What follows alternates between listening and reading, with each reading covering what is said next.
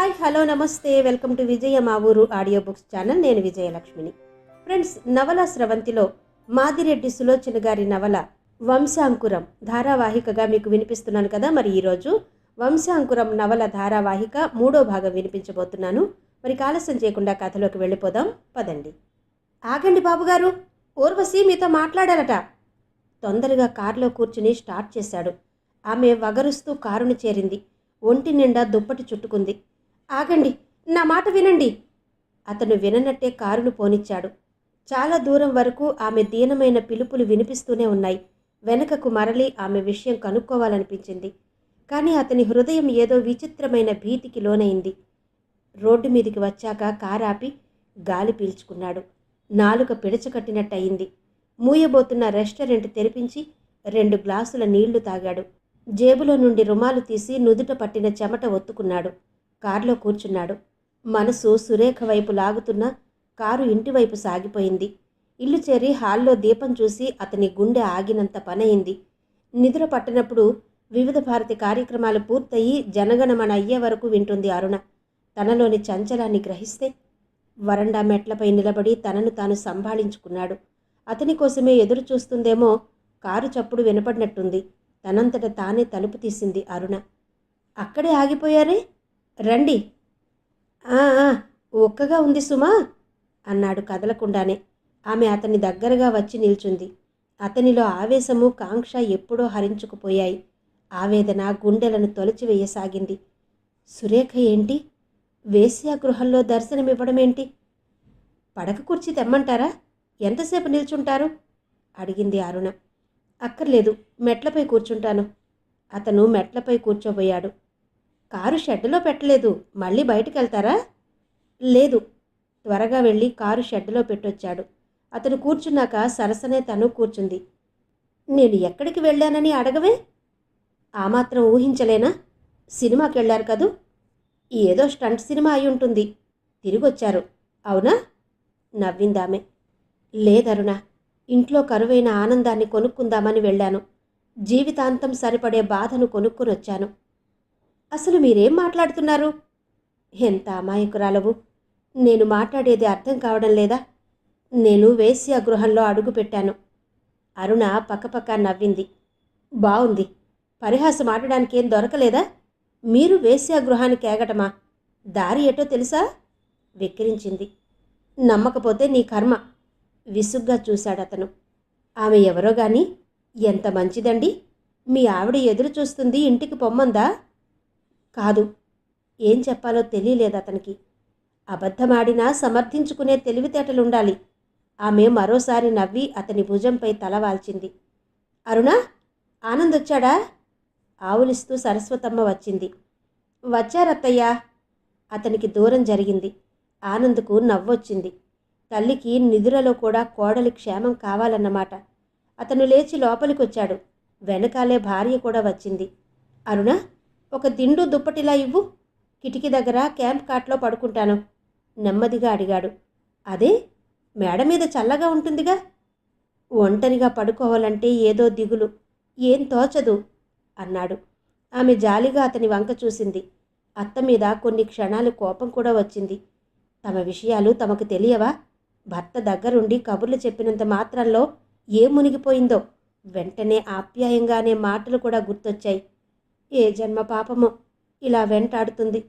అమాయకురాలు, అబల. దాన్ని సాధిస్తే ఏమొస్తుంది? అదే మరో అత్తగారైతే తన స్థితి మరో విధంగా ఉండేది.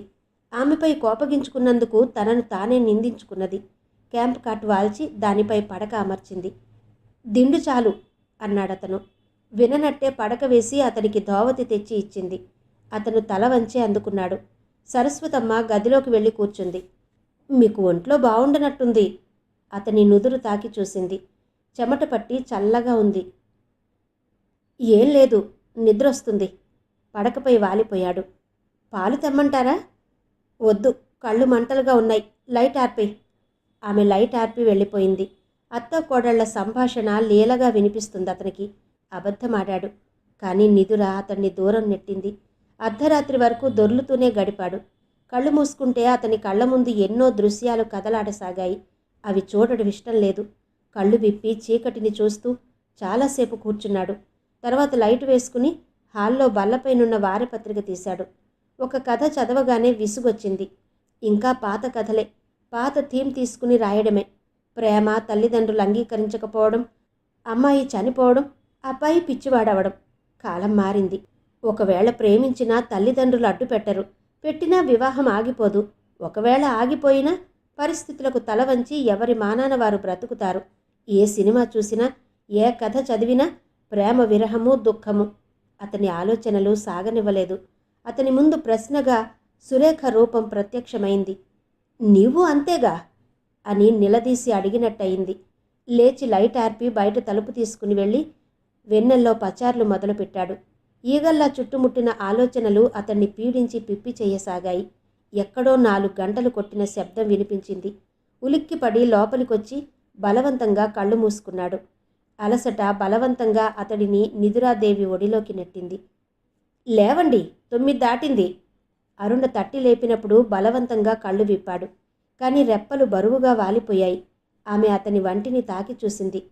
అత్తయ్య, ఒకసారి వస్తారా?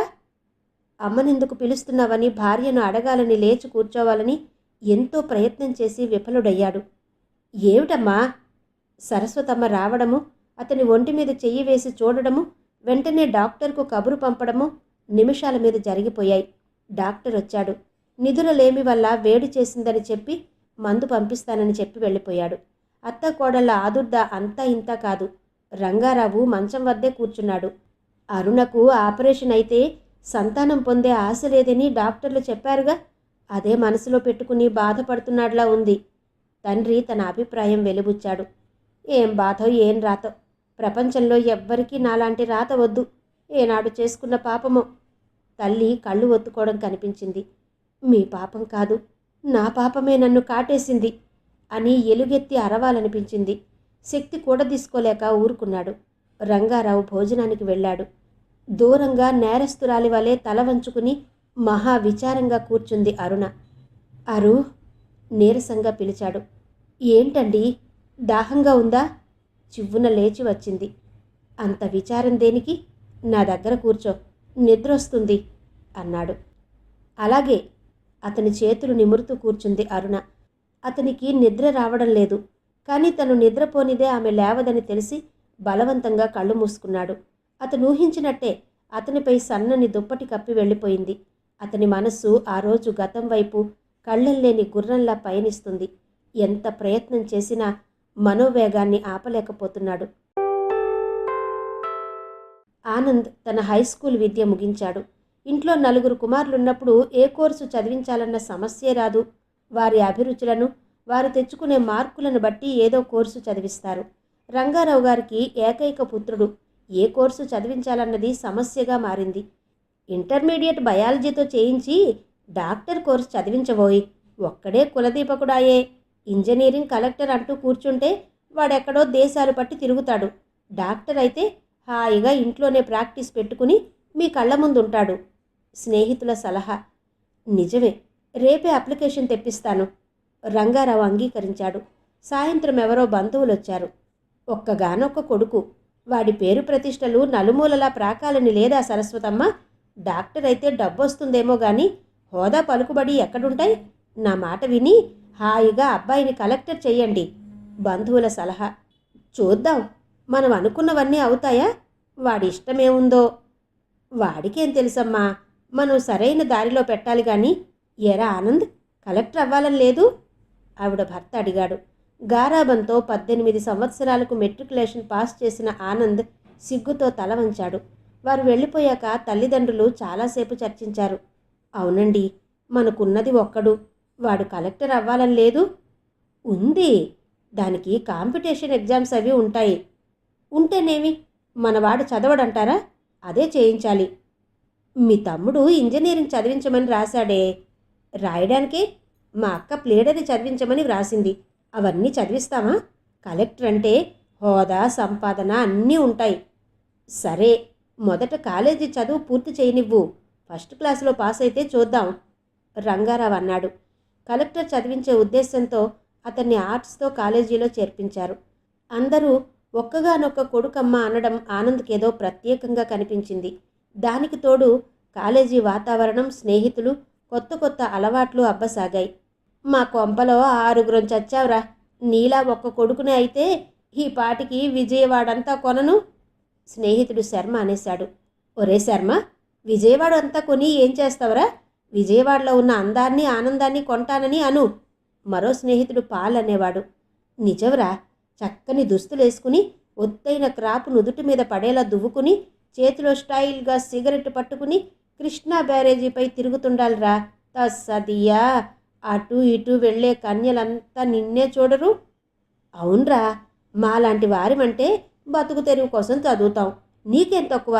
మీ నాన్న పిల్ల జమీందారు, హాయిగా అనుభవించు. పాల్ సలహా. ముగ్గురిలో అరమరికలు లేవు. స్నేహితుల బలవంతంతో తండ్రిని అడిగి ఖరీదైన సూట్లు కుట్టించాడు. కెమెరా కొన్నాడు. సిగరెట్లు తాగడం, దినానికి కనీసం 2 సార్లు స్నేహితులతో హోటల్కి వెళ్ళడం నేర్చుకున్నాడు. అతనికి అడ్డు లేదు. అందరూ అతన్ని ప్రోత్సహించి స్టూడెంట్ యూనియన్ సెక్రటరీగా పోటీ చేయమని బలవంత పెట్టారు. నాకే వస్తుందిరా అసలే స్టేజ్ ఫియర్. రేపేదో ఫంక్షన్ అయితే కనీసం ఓట్ ఆఫ్ థ్యాంక్స్ అయినా చెప్పొద్దా అన్నాడు ఆనంద్. మహారాజులా చెప్తావు. స్టేజీ ఫియర్ లేనిదెవరికి? మన ఇంగ్లీష్ మాస్టర్ పాఠం చెప్తున్నప్పుడు చూడు, ఒళ్ళంతా చెమట పట్టి ఉంటుంది. అయ్యగారు ఇంటి నుండి 1/2 ఇంచు మందం కోటింగ్ వేసుకుని ఫ్రెష్గా వస్తాడు. ఫస్ట్ పీరియడ్ అయ్యాక చూడు, ముఖం నూనె కారుతుంది. శర్మ భుజం తట్టాడు. అవునరా ఆనంద్, అవతల వాడికి తనలాంటి వారే లేరని చాలా పొగరు. మాకు ఉత్సాహంగా ఉన్న ఆ పర్వతాన్ని ఢీకొనే శక్తి లేదురా. నీకేం? హాయిగా డబ్బుంది, దాన్ని ఉపయోగించడానికి అనుమతి ఉంది. స్టేజ్ మీద మాట్లాడడం పుట్టుకతో రాదు. 1-2 ఫంక్షన్లు అయితే అది అలవాటవుతుంది. శర్మ అభిప్రాయాన్ని పాల్ బలపరిచాడు. ఏమోరా, భయంగా ఉంది.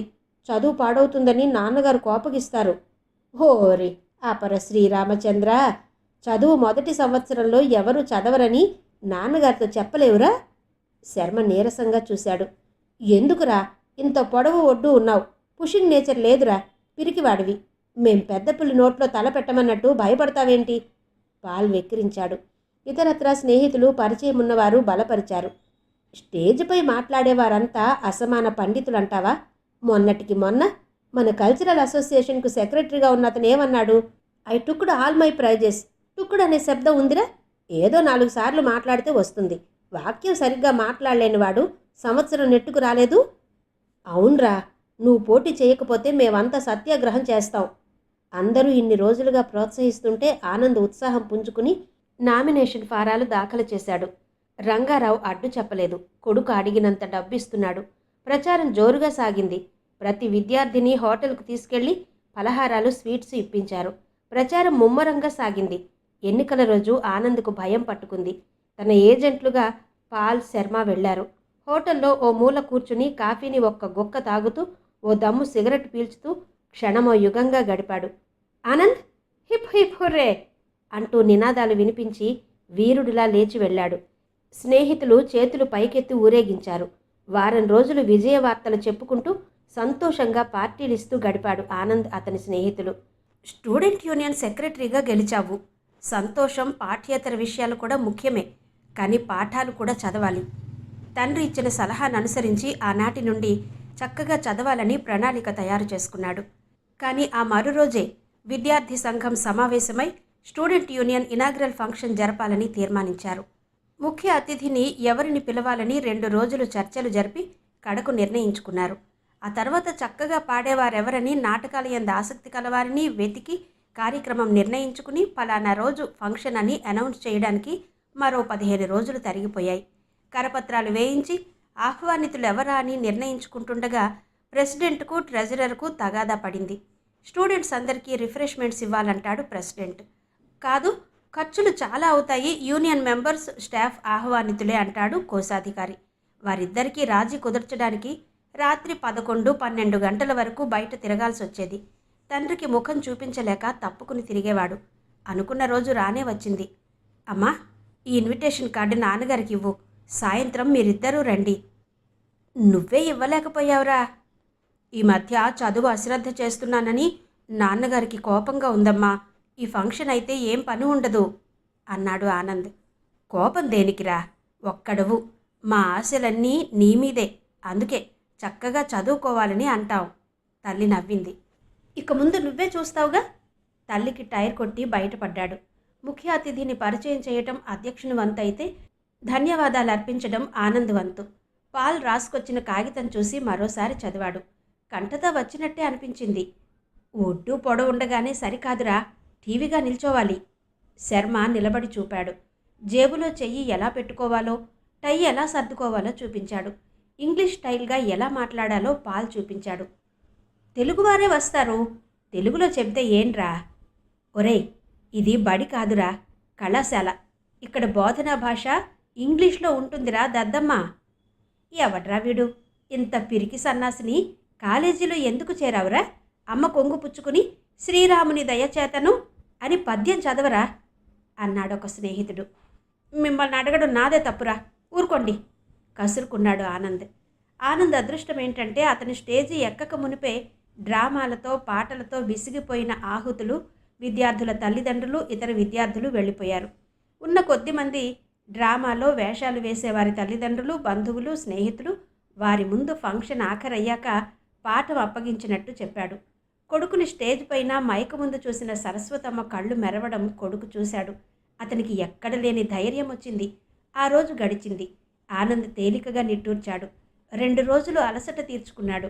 3వ రోజు కాలేజీకి వెళ్ళాడు. 4వ రోజు నుంచే ఫస్ట్ టర్మ్ సెలవులు ఇచ్చారు. ఒరేయ్, ఈ సెలవుల్లో ఎటన్నా వెళ్దావురా? పాల్ ప్రతిపాదించాడు. పాల్, ఇంట్లో వారు కర్ర పుచ్చుకుంటారు. మనం ఈ 3 నెలలు పుస్తకం ముట్టావట్రా? మొదటి నెల లెక్చరర్లు రాక, వచ్చినా పుస్తకాలు లేక గడిపాము.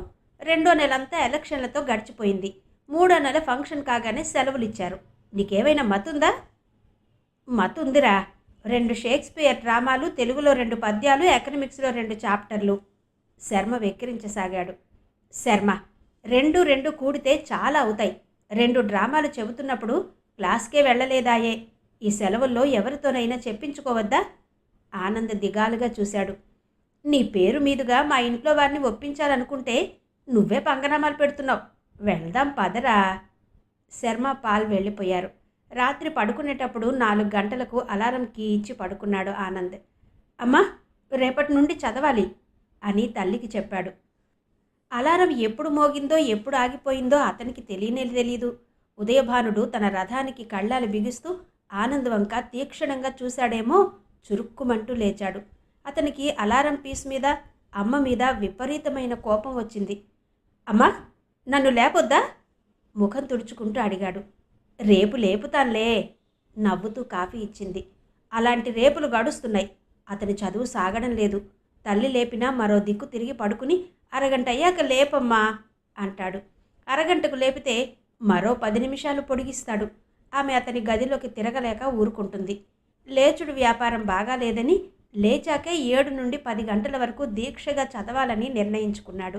లేచి కాఫీ త్రాగి ఈ మధ్యలో మరోసారి కాఫీయో టీయో పంపమని తల్లికి చెప్పి గదిలోకి వెళ్ళాడు. పుస్తకం, కాఫీ, పెన్ రెడీగా పెట్టుకుని కూర్చున్నాడు. హాల్లో టప్పుమన్న శబ్దం అయింది. అది చిరపరిచితమైందే. పేపర్ వాడు న్యూస్ పేపర్ వేసిపోయాడు. అతని మనసు అయస్కాంతం లాగినట్టు అటువైపు లాగసాగింది. కళ్ళు పుస్తకం మీదున్న మనస్సు స్పోర్ట్స్ కాలం వైపు లాగుతున్నది. ఇక పని కాదని పుస్తకం మూసి పేపర్ పట్టుకునేవాడు. పేపర్తో పాటు రోజు ఓ మ్యాగజైన్ వస్తుంది. తండ్రి తన కోసమని భారతి, బ్లిడ్జ్, ప్రజామత తెప్పించుకుంటాడు. ఆనంద కోసమని రీడర్స్ డైజెస్ట్, ఇలస్ట్రేటెడ్ వీక్లీలు వస్తాయి. సరస్వతమ్మ కోసమని ఆంధ్ర వారపత్రిక, వారప్రభ, యువ, మరో 2 తెలుగు మ్యాగజైన్స్ వస్తాయి. పేరు ఆమెదే అయినా రోజు నియమం తప్పక చదివేది ఆనందే. ఈరోజు సీరియల్స్ మాత్రం చదువుతానమ్మా, ఏమవుతుందోనని ఉత్కంఠ. తల్లికి సంజాయిషి ఇచ్చేవాడు. అతని పత్రిక, వారపత్రిక పఠనం అయిపోయేసరికి భోజనానికి పిలుపొచ్చేది. భోజనం చేయగానే మత్తుగా అనిపించేది. 5 అంటే 5 నిమిషాలు విశ్రాంతి అనుకుని పడక చేరితే వార్తలు చదువుకున్నది అని 10 నిమిషాలు తక్కువ 2ంటికి మెలకు వచ్చేది. కాఫీ సేవించి వివిధ భారతి రికార్డులు విని చదువు సాగిద్దామనుకునేలోగా ఎవరో రావడం, హస్కు వేసుకోవడం. ఆ తర్వాత సిలోన్ రేడియోలో పాటలు వింటుండగానే స్నేహితులు రావడం, సాయంత్రం పూట ఇంట్లో కూర్చోవడం ఏంటని ఫలహారం సేవించి నీటుగా ముస్తాబై షికారు వెళ్ళడం జరిగేది. కృష్ణ ఒడ్డున కూర్చుని కబుర్లు చెప్పుకుంటుంటే కాలమే తెలిసేది కాదు. ఒకటేంటి, సినిమాలను గూర్చి, సాహిత్యం గూర్చి, అలా వెళ్ళే అమ్మాయిలను గూర్చి చర్చించుకునేవారు. కొత్త సినిమా విడుదలయ్యిందా? సరే, రాత్రికి ఇంటికొచ్చి భోజనం చేసి చదువుదామని గదిలోకి వెడుతుంటే బీరువాలో ఉన్న నవలలు అలకలు పోయేవి. తండ్రి తల్లితో కబుర్లలో మునిగి ఉండగా ఓ నవల పట్టుకుని వచ్చి ఇంగ్లీష్ పుస్తకమో తెలుగు పుస్తకమో పైన పెట్టి చాలా శ్రద్ధగా నవలా పఠనంలో మునిగిపోయేవాడు. 11 గంటలకు పడుకోబోతూ కొడుకు వంక ఓసారి చూసి తృప్తిగా నిట్టూర్చేవారు రంగారావు. మనం చదవాలని శ్రద్ధ పెడితే చదువుతారా? వాడి తిక్క కుదిరితే వాడే చదువుతున్నాడు చూడండి. తల్లి మాటలు వినిపించాయి. నవ్వుతూ తన పఠనంలో లీనమయ్యేవాడు. నవల పూర్తయ్యేసరికి ఏ రెండో అయ్యేది. దాన్ని మెత్త క్రింద దాచి హాయిగా నిద్రపోయేవాడు. సెలవులన్నీ ఇలాగే గడిచిపోయాయి. కాలేజీలు తీయగానే మామూలుగా ఉండే కాంపిటీషన్ అని అదని ఇదని ప్రతిరోజు కనీసం 2 పీరియడ్స్ మిస్ అయ్యేవాడు. ప్రతిరోజు రేపు వేస్ట్ కాకూడదని నిర్ణయించుకోవడమే కానీ చదివిందెప్పుడూ లేదు. అతని నిర్ణయాలతో పాటు కాలం సాగుతూనే ఉంది. క్రిస్మస్ సెలవులు రాకపూర్వమే వాటిని గడిపే విధానం ఆలోచించారు. మహాబలిపురం ఎక్స్కర్షన్ అంటూ బయలుదేరదీశారు. ఎక్స్కర్షన్ నుండి తిరిగి వచ్చాక వారం రోజులు విశ్రాంతి కావాల్సి వచ్చింది. ఆ రోజు నుండి చాలా దీక్షగా ఎంత పని ఉన్నా పోస్ట్పోన్ చేసి చదవాలని నిర్ణయించుకున్నాడు. ఉదయమే లేచి ఇంగ్లీష్ తీశాడు. మ్యాక్బెత్ చూడగానే భయం పట్టుకుంది. తన దీక్షను గుర్తు తెచ్చుకుని బలవంతంగా 2 పేజీలు చదివాడు. విసుగనిపించి రోమియో జూలియట్ తీశాడు. ఆనంద్, ఇలారా! రంగారావు పిలిచాడు. తన నిర్ణయాన్ని తాను సడలించుకోలేదు. పెద్దవారు పిలుస్తున్నారు అని తృప్తి చెంది లేచి హాల్లోకొచ్చాడు. ప్లీడర్ వెంకటరత్నం గారు వచ్చారేమో చూడు, పంచదార ఫ్యాక్టరీలో వాటాలున్నాయట, విషయం కనుక్కుందాం అన్నారాయన. వస్తే మన ఇంటికి రమ్మన్నారా? ఎందుకులే, నేనే వెళ్ళి కనుక్కుంటాను. ఆనంద్కు కోపం వచ్చింది. ఈ పెద్దవారి పనులన్నీ ఇలాగే ఉంటాయి. తను వెళ్లే కాడికి నా సమయం వేస్ట్ చేయడం దేనికి? త్వరగా ప్లీడర్ గారిల్లు చేరాడు. నమస్కరించాడు. ఏమిటో ఇలా వచ్చావు? నవ్వుతూ పలకరించాడు అతను. నాన్నగారు మీరున్నారో లేరో చూచి రమ్మన్నారండి. ఏడవలేకపోయాడు. తనే రాకూడదు? చదరంగం ఆడేవారు లేక పిచ్చెత్తినట్టుంది. అతన్ని కూర్చోబెట్టి కాఫీ ఇప్పించి అరగంట పాటు ప్లేడరీ చేయడం ఎంత కష్టమో చెప్పి పంపించాడు. తండ్రికి అతని గూర్చి చెప్పి త్వరగా భోజనాధికాలు ముగించి కాలేజీకి వెళ్ళాడు ఆనంద్. స్నేహితులు పిలుస్తున్న బుద్ధిమంతుడిలా క్లాస్లో కూర్చున్నాడు. పొయిట్రీ చెప్పడానికి ఎవరో మేడం వస్తుంది. ఆవిడ వస్తూనే క్లాసుని వింతగా చూసింది. ఆనంద్ క్లాస్లో ఉన్నాడంటే తప్పక ఏదో వింత జరుగుతుంది అందామె. వింతలు జరుగుతూనే ఉంటాయి మేడం. ఈరోజు ఉదయం కృష్ణానదిలో 2 శవాలు తేలితే బయటకు తీశారు, ఒక అబ్బాయి అరిచాడు. ఇందులో వింతే ఉందిరా, రోజు ఇలాంటివి జరుగుతూనే ఉంటాయి మేడం. విఫల ప్రేమికులు పరీక్ష తప్పిపోగా ఇంట్లో వారి పోరు భరించలేక కృష్ణ చల్లని ఒడిలో విశ్రమిస్తారు, మరో అబ్బాయి చెప్పాడు. పూర్తిగా చెప్పనీరా. ఆ శవాలు ఆసుపత్రికి తీసుకెళ్లేలోగా లేచి కూర్చుని వేడివేడి ఇడ్లీ కావాలని అరిచాయట. కారులో ఉన్నవారంతా భయపడి పారిపోయారు. కారు ఆగిన చోట జనం కూడా తప్పుకున్నారు, మొదటి అబ్బాయి చెప్పాడు. నువ్వు చూసొచ్చావా? మేడం ప్రశ్న నవ్వును బిగబట్టింది. లేదండి, పని మనిషి భర్త ఆమెతో చెప్పాడు. ఆమె అమ్మతో చెప్పింది. అమ్మ పక్కింటి ఆమెతో చెప్తుంటే విన్నాను. గొప్ప పని చేసావులే, కూర్చో. ఆమె పాఠం చెప్పడం మొదలుపెట్టింది. షెల్లీని గురించి చెప్తుండగానే ప్యూన్ వచ్చాడు. ఆనందయ్యను ప్రిన్సిపాల్ అయ్య పిలుస్తున్నారు అన్నాడు. వెళ్ళవయ్యా. నవ్వాపుకుంటూ ఆమె ఆనంద్ వంక చూసింది. ఆనంద్ లేచి ప్రిన్సిపల్ గదిలోకి వెళ్ళాడు. విద్యార్థి సంఘపు ప్రెసిడెంట్, సలహాదారుడైన లెక్చరర్ కూర్చొని ఉన్నారు. నమస్కరించి ఏంటన్నట్టు చూశాడు. కూర్చో. కాలేజ్ డే సెలబ్రేట్ చేయాలనుకుంటున్నావోయ్. ఫిబ్రవరిలో ముగించి వేస్తేనే మంచిది అన్నారాయన. తర్వాత యూనియన్ మెంబర్లంతా వచ్చారు. గంటన్నర చర్చలు జరిపాక ఓ నిర్ణయానికి వచ్చారు. యథావిధిగా డ్రామా ప్రాక్టీసులు, ఆటల పోటీలు, పోటీల్లో గెలిచిన వారికి ఇచ్చే బహుమతులు కొనడము ఒకటేంటి, జనవరి నెలంతా తీరిక లేకుండానే గడిచిపోయింది. ఒరే ఆనంద్, ఓ చిన్న రిక్వెస్ట్ రా. శాస్త్రి వచ్చాడు. అతను ఆనంద్ స్నేహితుడే. చెప్పరా, అంత మొహమాటం దేనికి? మా అమ్మగారికి సంగీతం నేర్పిన గురువటరా. పాపం చాలా బీదవాడు. వచ్చాడు. అతను మద్రాసు వెళ్ళి తన అదృష్టం పరీక్షించుకుంటారట. ఖర్చులు కావద్దు? మన ఫంక్షన్లో అతని పాట కూడా ఒక ఐటెంగా పెట్టి కొంత ధన సహాయం చేస్తే నీ మేలు మర్చిపోడు అన్నాడు. అది నిజమేరా. కార్యక్రమం అంతా నిర్ణయం అయిపోయింది. ఏమంటారో? నువ్వు తలుచుకుంటే చెయ్యగలవురా. శాస్త్రి మాటలకు నవ్వొచ్చింది. కార్యదర్శి అనగానే ఎన్నో అధికారాలు హక్కులున్నట్టు ప్రవర్తిస్తారు స్నేహితులు. అతను అక్కడుండగానే అధ్యక్షులొచ్చాడు. చూడరా ఆనంద్, కుమార్ గాడి బిగువు, తనకే పాట వస్తుందని బడాయి. ఆ రోజు బంధువులమ్మాయి వివాహమట, అసలు ఫంక్షన్కే రానంటున్నాడు. ఆహ్వాన పత్రికల వెనుక కార్యక్రమం లిస్టులో తన పేరుంది, చూసుకోలేదా? ఏమో, అంతా అయోమయంగా ఉంది. ఇప్పుడు ఎవరిని పట్టాలో. చూడరా, నువ్వు 25 రూపాయలు ఖర్చు పెట్టడానికి సిద్ధంగా ఉంటే పాట పాడే అతన్ని నేను పిలుస్తాను అన్నాడు ఆనంద్. ఆనంద్, నువ్వు కూడా అలా మాట్లాడతావేంట్రా? స్టూడెంట్ యూనియన్ ఫండ్ నుండి ఖర్చు పెడదాం. ఆనంద్ వెంటనే శాస్త్రిని పిలిచి గాయకుడిని పిలుచుకురమ్మని చెప్పాడు. కళాశాల దినోత్సవంలో తన గాన కౌశలం చూపించాలని ఎంతో ప్రయత్నం చేశాడు సీతారామయ్య. అతని శాస్త్రీయ సంగీతం ప్రేక్షకులకు, విద్యార్థులకు అంతగా నచ్చలేదు. వెనుక వైపుకొచ్చిన ఆనంద్ శాస్త్రి మాట్లాడుకోసాగారు. ఏరా, సీతారామయ్య గారి గానం అంతగా నచ్చలేదల్లే ఉంది. 25 రూపాయలు ఇచ్చాం, అతనికి సినిమా పాటలు వస్తాయేమో కనుక్కో. శాస్త్రీయ సంగీతవేత్త డబ్బు కోసం చౌకబారు సంగీతం పాడుతాడంటావా? శాస్త్రి ఇరుకులో పడ్డాడు. డబ్బు లేనంత మాత్రాన మనిషికి అభిమానం ఉండదా అన్నాడు. చవకబారో ఏ బారో, అందరికీ నచ్చేది పాడాలిరా విసుక్కున్నాడు ఆనంద్. మీకు అభ్యంతరం లేకపోతే నేను పాడతాను. ఎటు నుంచో ఓ కోకిల స్వరం వినిపించింది. ఇరువురు అటు చూచారు. 13 ఏళ్ళు 14 ఏళ్ళు ఉంటాయేమో. గుండ్రని చందమామ లాంటి ముఖం ఓ అమ్మాయి కనిపించింది. ఆనంద్ ఎవరన్నట్టు చూశాడు. సీతారామయ్య గారు అమ్మాయి సురేఖ నెమ్మదిగా గొణిగాడు శాస్త్రి. మాట్లాడురేవండి, మా నాన్నగారి గాన కౌశలాన్ని మెచ్చుకునే కళాహృదయులు లేరని తెలుసు. నాకు సినిమా పాటలన్నీ వచ్చునండి అభిమానంగా చూసింది. శాస్త్రి త్వరగానే వెళ్ళి అనౌన్స్ చేసే విద్యార్థితో మాట్లాడొచ్చాడు. అతను సురేఖ అనే బాలిక పాడుతుందని అనౌన్స్ చేశాడు. సీతారామయ్య గారు కాస్త గాలి పీల్చుకుందామని కాబోలు యువతలకొచ్చాడు. సురేఖ పేరు వింటేనే అతని కనుబొమ్మలు ముడిపడ్డాయి. ఆమె తండ్రి దగ్గరకు వెళ్ళింది. నాన్న, మీరు అలసిపోతారు, విశ్రాంతి తీసుకోండి, నాకొచ్చిన పాటలు నేను పాడతాను అన్నది. ఆమె వెళ్ళి స్టేజ్ పైన పాడడం మొదలుపెట్టింది. వేర్రి తల్లికి మైకులో పాడాలని కోరిక కలిగిందేమో అంటూ నవ్వుకున్నాడాయన. కాదు, మీ గౌరవం కాపాడాలని పాడుతుందని చెప్పాలనుకున్నాడు. మాటలు పెగల్లేదు ఆనంద్కి. సురేఖ అంత చక్కగా పాడుతుందని అనుకోలేదతను. ప్రేక్షకులు హర్షధ్వానాలు చేస్తూ కరతాళాలు మ్రోగించారు. తర్వాత కార్యక్రమం చూసి వెళ్ళమంటే సీతారామయ్య గారు ఆగిపోయారు. కూతురు బలవంతం చేసింది. నాన్న, మనం ఇక్కడికి ప్రేక్షకులుగా రాలేదు, 25 రూపాయలకై కూలికై వచ్చాము.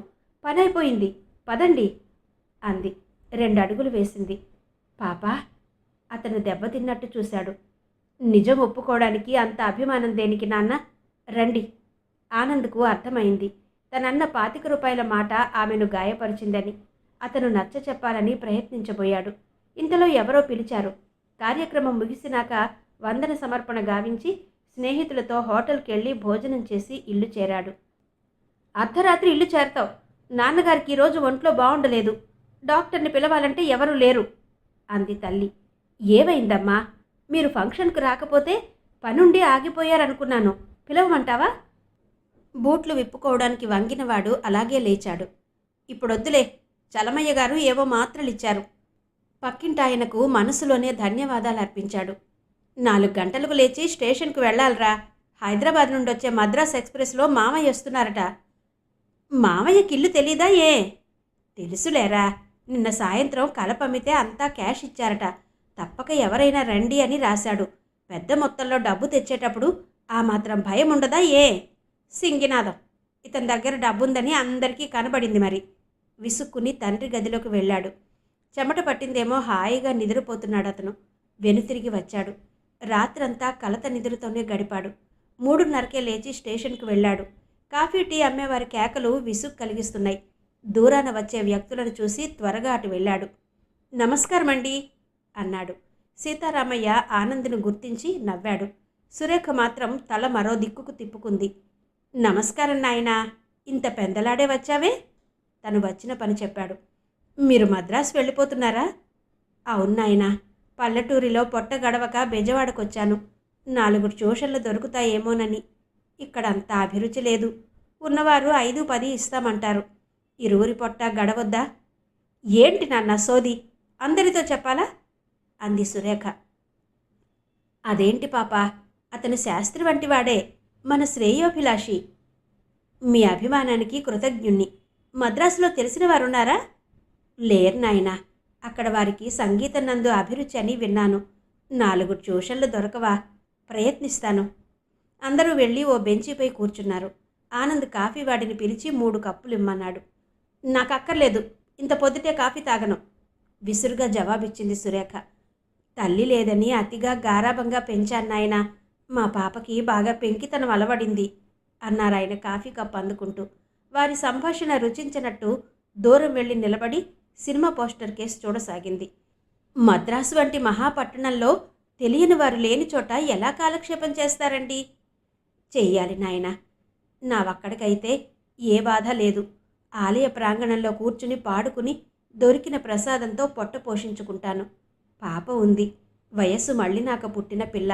దాన్నో ఇంటిదాన్ని చెయ్యొద్దా? జమీందారు గారి పుణ్యమా అంటూ ఆయన స్థాపించిన బడిలో ఇన్నాళ్ళు సంగీతం మాస్టారిగా ఉన్నాను. కొడుకు చేతిలోకి అధికారం వచ్చింది, కొత్తవారిని పెట్టుకున్నారు. అతను నిట్టూర్చాడు. అతన్ని చూస్తే జాలి వేసింది ఆనంద్కు. ఏదైనా అవసరం వస్తే నాకు రాయండి మాస్టారు అని అడ్రస్ రాసిచ్చాడు. బాత్రూం వైపు వెళ్ళి వస్తాన్నాయన, బీడుగా ఉంటుందట అని అతను వెళ్ళిపోయాడు. ఆనంద్ నెమ్మదిగా సురేఖ వైపు వెళ్ళాడు. చూడండి, జడుస్తూనే పిలిచాడు. ఏమండి? వెక్కిరింపుగా అడిగింది సురేఖ. నిన్న నేను మాట వరుసకో 25 రూపాయలు ఇచ్చామంటే మీకు బాగా కోపం వచ్చినట్టుంది. నవ్వడానికి ప్రయత్నించారు. ఇచ్చారు అంటారు, కోపం దేనికి? కోపం కాకపోతే కాఫీ ఎందుకు తీసుకోలేదు? అవమానించాలని కాదు, కాలేజీ డబ్బు మిగిలిన విద్యార్థులు గొడవ చేస్తారని అన్నాను. క్షమించండి అన్నాడు ఆనంద్. నాన్నగారికి ఏం తెలియదు. ఆమె కండ్లలో నీళ్లు మెరిశాయి. ఎందుకెందుకు? మీకు బాధ కలిగించానా? ఏం లేదు. కళ్ళు ఒత్తుకుని వెళ్ళి సిమెంట్ బెంచి మీద కూర్చుంది. అతనేం మాట్లాడాలో తెలియక షర్టు గుండూలు సర్దుకుంటూ కూర్చున్నాడు. చిన్న ట్రంకు పెట్టె తప్ప చేతిలో మరేం లేదు. రైలు వస్తున్నట్టు ప్రకటించారు. సీతారామయ్య గారు ఆదరాబాదరాగా వచ్చారు. బండి ఆగక మునిపే తోసుకుంటూ జనం ఎగబడ్డారు. దిగేవారు విసుక్కుంటున్నారు. వారిని ఎక్కించాలని చూశాడు. ఇంతలో సెకండ్ క్లాస్ కంపార్ట్మెంట్ నుండి చెయ్యూపాడు అతని మేనమామ. వారిని వదిలి మామ దగ్గరకొచ్చాడు. ఆయన సామాన్లు దింపించి ఆయన చెప్పే లిస్టు ప్రకారం సామాన్లు చూసుకుంటుండగానే బండి కదిలింది. తండ్రి కూతురు కోసం చూశాడు. ఎక్కడా కనిపించలేదు. ఎక్కడో ఎక్కారులెమ్మని తృప్తిగా నిట్టూర్చి సామాన్లు పట్టించుకుని బయటకొచ్చారు. మేనమామ అడిగే ప్రశ్నలకు అన్యమనస్కంగా జవాబులిస్తున్నాడు. అతని మనసులో సురేఖ ఎందుకు ఏడ్చిందో తెలియదని ఒకటే బాధ ఉంది. మేనమామ ఉన్న వారం రోజులు పుస్తకం పట్టుకోవాల్సిన పని లేకుండా కబుర్లతో సినిమాలతో కాలక్షేపం జరిగింది. అతన్ని సాగనంపి తర్వాత పుస్తకం తీశాడు. బోలెడన్ని విషయాలున్నాయి. ఏం చెయ్యాలి? హౌస్ ఎగ్జామ్స్లే, ఇంగ్లీషు తెలుగు చదివి అవే రాసి గ్రూప్ చూడొచ్చు అనుకున్నాడు. ఎంత ప్రయత్నించినా నాటకాలు అర్థం కావు. కథాంశం అర్థమవుతుంది. రాద్దామని కూర్చుంటే ఒక్క ఇంగ్లీష్ వాక్యం కుదిరి చావదు. విసుక్కుని లేచి బయటకొచ్చి ఒక సిగరెట్ వెలిగించేవాడు. పరీక్షలు వచ్చాయి కానీ పాఠాలు మాత్రం బుర్రలోకి ఎక్కనన్నాయి. విసిగిపోయి డాక్టర్ సర్టిఫికెట్ ప్రొడ్యూస్ చేశాడు. రంగారావు చాలా విచారించిన ఏకైక పుత్రుడాయే. కేకలు వెయ్యలేకపోయాడు. వచ్చే ఏడు ఈ పాడు పనులన్నీ వదిలి చదవరా తండ్రి అంది సరస్వతమ్మ. ఆ 7 సెలవుల్లో కూర్చుని సంవత్సరం మూల పెట్టిందంతా చదవాలని సంకల్పించాడు. తల్లిదండ్రులు యాత్రలకని బయలుదేరారు. ఒక్క కుమారుడు. వాడు భోజనానికి హోటళ్లు తిరగడం ఇష్టం లేక వెంట ప్రయాణం చేయించింది సరస్వతమ్మ. కళ్ల ముందే కాలం కరిగిపోసాగింది. కాలేజీలు తెరిచారు. ఈసారి బుద్ధిమంతుడు అనిపించుకోవాలని ఎంతో ప్రయత్నం చేశాడు. క్రమం తప్పక క్లాసులకెళ్లేవాడు. కానీ తిరిగి ఎన్నికలు ప్రారంభం కాగానే స్నేహితులు ఊరుకోలేదు. మళ్ళీ మొదటాటే ప్రారంభమైంది. రంగారావు ఈసారి మాత్రం గట్టిగానే చెప్పాడు. 2 రోజులు ఆనంద్ బిక్కముఖం వేసుకుని తిరిగితే కరిగిపోయాడు. అడిగిందంతా అందించాడు. ఫలితం ఆ 7 పరీక్షలకు కూడా చదవలేకపోయాడు. తండ్రి ఏమంటాడోనని పరీక్ష వ్రాశాడు. తన నెంబరు పేపర్లో రాదని అతనికి తెలుసు. పరీక్ష ఫలితాలు తెలిసినాడు గది విడిచి బయటకు రాలేకపోయాడు. వాడికి స్నేహితులు మంచివారు దొరకలేదే సరస్వతి. రంగారావు గారి మాటలవి. విని నవ్వుకున్నాడు ఆనంద్. ప్రతి తల్లిదండ్రులు నేరం ఇతరులపైకే నెట్టాలని చూస్తారెందుకో అనుకున్నాడు. అవునండి, హైదరాబాద్ అన్నయ్య దగ్గరకు పంపిద్దామా అంది సరస్వతమ్మ. మీ అన్నయ్య దగ్గర వాడే ఉంటాడు. వెంకటరత్నం చెప్పాడు. ఏదో ప్రింటింగ్ కోర్సులో డిప్లొమా అట. అది చదివిద్దాం. మద్రాసు పంపాలనుంది. అక్కడుంటే మితంగా డబ్బు పంపవచ్చు. ఎదురుగా ఉండి అడిగితే లేదనలేం కదా అన్నారు రంగారావు. వారం రోజుల్లో ఆనంద్ మద్రాసు ప్రయాణం నిర్ణయమైంది. రంగారావు స్వయంగా వచ్చి కొడుకును కాలేజీలో చేర్పించారు. 4 రోజులు సెంట్రల్ స్టేషన్ దగ్గరలో గల ఎవరెస్ట్ లాడ్జీలో ఉన్నారు. తండ్రి స్నేహితుని సాయంతో మెంటల్ ఆసుపత్రి వెనుక అప్పుడే డెవలప్ అవుతున్న వెంకటాపురం కాలనీలో ఒక ఇల్లు సంపాదించాడు. ఒక గది కాదు కాబట్టి ఇల్లు అనాలి.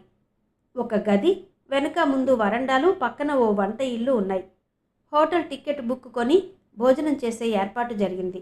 రంగారావు కొడుకు చేతిలో కొంత డబ్బు పెట్టి జాగ్రత్తలు చెప్పి తిరుగు ప్రయాణమయ్యాడు. తండ్రిని బండెక్కించి వెనుతిరిగిన ఆనంద్కు కళ్ళమ్మట నీళ్లు తిరిగాయి. మద్రాసు వంటి మహాపట్టణంలో ఒంటరిగా ఉండాలి. వేళకు అన్నీ అమర్చడానికి అమ్మ లేదు, హెచ్చరించడానికి నాన్న లేడు. బలవంతంగా మనస్సు మరో దిక్కు తిప్పాలని చూశాడు. సినిమా థియేటర్లు ఎక్కడుంటాయో తెలియదు. అందులో తెలుగు సినిమా ఆడే థియేటర్ ఎక్కడో తెలియదు. పేవ్మెంట్ మీద నిల్చున్న ఓ అతన్ని పిలిచాడు. ఏవండి, తెలుగు సినిమా ఆడే థియేటర్ తెలుసా? ఎన్నసామి విసుగ్గా చూశాడు అతను. పోరా పొన్నసామి అనుకుని ముందుకు నడిచాడు. మద్రాసులో మరో గొడవ. అరవన్ రానివాడు కానీకి కొరగాడు. కాస్త దూరంలో నిల్చున్న ప్యాంటు వాలాను పట్టాడు. అతను ఇంగ్లీష్లో వివరాలన్నీ చెప్పాడు. సరే అనుకుని ఎదురుగా ఉన్న రెస్టారెంట్లో దూరి వడా దోశ సుష్టుగా తిని సినిమాకెళ్ళాడు. మద్రాసులో తెలుగు సినిమా చూడడం అంత పాపం మరొకటి లేదు. అంటే అరవాభిమానుల కోపం వస్తుందేమో. అది ఆనంద్ వ్యక్తిగత అభిప్రాయం మాత్రమే. అంతా తెలుగువారే కాక అరవవారు కూడా వస్తారు. ఇది ఎన్నదా తంబి? ఒక అతను ఈ చివరి నుండి ఆ చివరి కూర్చున్న పెద్ద మనిషిని అడుగుతాడు. నాగేశ్వరరావు సావిత్రికి లవ్ లెటర్ కురుడేకేరాం. అవన్ వాండా సొల్లిం. అదువా సావిత్రిదాం రొంబ నన్నా. అతని మాట పూర్తి కాకమునిపే మరో అతను గయ్యమని లేచాడు. ఏంటయ్యా, ఎన్నడా పొన్నడా, జన్మకో శివరాత్రిని తెలుగు సినిమాకి వస్తే మీ గోలేంటి? ఇంటికెళ్ళి చెప్పుకోరాదు. అతని మాటలకు ఇరువురు గొణుక్కుని ఊరుకున్నారు. 10 నిమిషాలు నిశ్శబ్దంగా గడిచాయి. మామీ, సావిత్రి పౌద ఇల్లియా ఇంద మాదిరా బత్తం జిరువా పట్టు మామి వేలే కార్కి వందాళా ఎనక తెలియదు. మరెవరో విసుక్కోవడంతో ఇరువురు ఊరుకున్నారు. సినిమాలో సగభాగం ఇలాగే గడిచింది. ఎలాగో సినిమా అయిందనిపించి బయటకొచ్చాడు. ఇల్లు చేరితే మళ్ళీ ఒంటరితనం భయంకరంగా కనిపించింది. ఇంటివారి మాటలు అవుట్ హౌస్ వరకు వచ్చి చెవుల వద్ద రొద పెడుతున్నాయి. బలవంతంగా కళ్ళు మూసుకున్నాడు. రెండో రోజు ఉదయమే లేచి కాలకృత్యాలు తీర్చుకుని దగ్గరే ఉన్న హోటల్లో కాఫీ తాగి వచ్చాడు. డ్రెస్ ముగించి హోటల్ భోజనం చేసి కాలేజీకి వెళ్ళాడు. అక్కడ 3 ఆంధ్రులు కలిశారు. ఒక అతను గోవిందు కాకినాడ నుండి వచ్చాడు. రెండో అతను చక్రవర్తి రాజమండ్రి నుండి వచ్చాడు. మూడో అతను హైదరాబాద్ దగ్గర ఏదో ఊరు నుండి వచ్చాడు. అందరూ ఆప్తుల్లా మాట్లాడుకున్నారు. మిగిలిన వారికి దూరంగా తమ జట్టు ఏర్పరచుకున్నారు. కాలేజీలో అతను అనుకున్నంత ప్రాబ్లం ఏం లేదు. వాళ్ళు సీనియర్స్ అయినా అతనితో కలిసిపోయారు. ఆనంద్ను బాధించిన విషయం ఏంటంటే హోటల్ వాడు రోజు అరటికాయ కూరో కూటో పులుసో పెరుగులో వేసి పెట్టడం వాళ్ళకు కూడా విద్యార్థుల సంగతి తెలుసు. అందుకే వారి విషయంలో అశ్రద్ధ చేస్తారు. అయ్యరు, అరటికాయ తప్ప మరే కూరలు దొరకవా? విసుక్కుని అడిగాడు. మురుగా, దాని రుచి దేనికి దావచ్చును? అయ్యరు ఎదురు ప్రశ్న వేశాడు. నా తలకొస్తుంది విసుక్కుంటూ చెయ్యి కడిగాడు. అతను బొమ్మలు ముడిచి తన మాటల వేగవృద్ధి క్రమం బాగా పెంచాడు. ఆనంద్ ఘర్షణ కాకూడదని చిటపెటలాడుతూనే కాలేజీకి వెళ్ళాడు. ఏంట్రా ముఖం అలా మార్చావు? దీర్ఘం తీశాడు గోవిందు. ఉదయమే ఎవరితోనైనా తగాదా పడ్డావా ఏ? జల్దీ చెప్పరా, అవతల గంట అవుతుంది విలియమ్స్ అడిగాడు. ఏం లేదురా, మా అయ్యర్తో గొడవ.